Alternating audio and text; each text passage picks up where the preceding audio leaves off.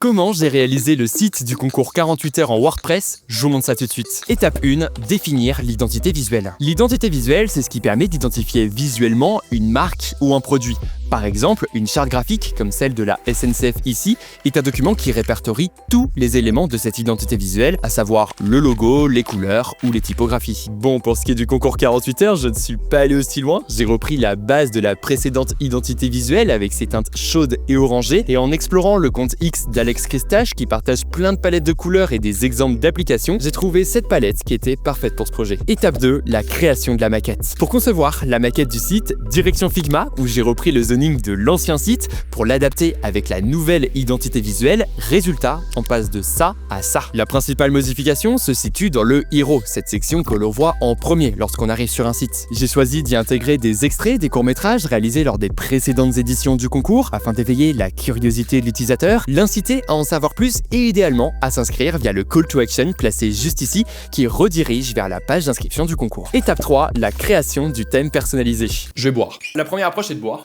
Pour créer un site avec WordPress, deux approches sont possibles. Utiliser un thème existant comme Astra, Océan WP que l'on personnalise ensuite avec des plugins tels qu'Elementor, ou alors développer son propre thème WordPress. Pour ce site, j'ai opté pour la seconde possibilité afin d'avoir une plus grande flexibilité en matière de design et de fonctionnalité. Et créer un thème WordPress, c'est pas si complexe qu'il n'y paraît. Bon, faut quand même avoir des bases de code, mais en vrai, c'est ok. La première étape consiste à développer son site en HTML, CSS, JS classique, et par la suite, selon les éléments que l'on souhaite rendre dynamiques avec WordPress, on les adapte progressivement en PHP. Ce qui nous amène à l'étape 4, l'adaptation pour WordPress. Le plugin le plus important quand on souhaite créer un thème avec WordPress est ACF Advanced Custom Fields. Ce plugin permet de créer des champs personnalisés dans l'interface de WordPress dont les données peuvent être facilement récupérées et affichées à n'importe quel endroit dans le code du site. Bon, pour essayer de rendre les choses plus claires, prenons un exemple. Imaginons qu'à l'heure du début du concours, une section avec les contraintes s'affiche automatiquement sur la page d'accueil du site et reste visible jusqu'à la fin du concours, soit 48 heures plus tard. Pour ça, j'ai créé un groupe de champs appelé éditions qui contient toutes les éditions du concours. Ce groupe inclut deux champs personnalisés pour définir la date et l'heure de début et de fin de chaque édition. On obtient ainsi un formulaire comme celui-là pour ajouter une édition. Ensuite, direction VSC dans le code où je vais récupérer et traiter ces données. Ici, je commence par récupérer la date de début et de fin qu'on a définie sur l'interface WordPress, je les convertis au bon format, puis je crée une variable current edition que je mets initialement à false. Cette variable sert à savoir si la section des contraintes doit être affichée ou non. Puis, je compare la date actuelle avec les dates de début et de fin. Si la date actuelle est comprise entre les deux, je change la variable current edition à true, ce qui affiche la section des contraintes. Sinon, elle reste à false et la section ne s'affiche pas. Et la condition pour afficher la section des contraintes, elle est juste ici. Si current edition est égale à true,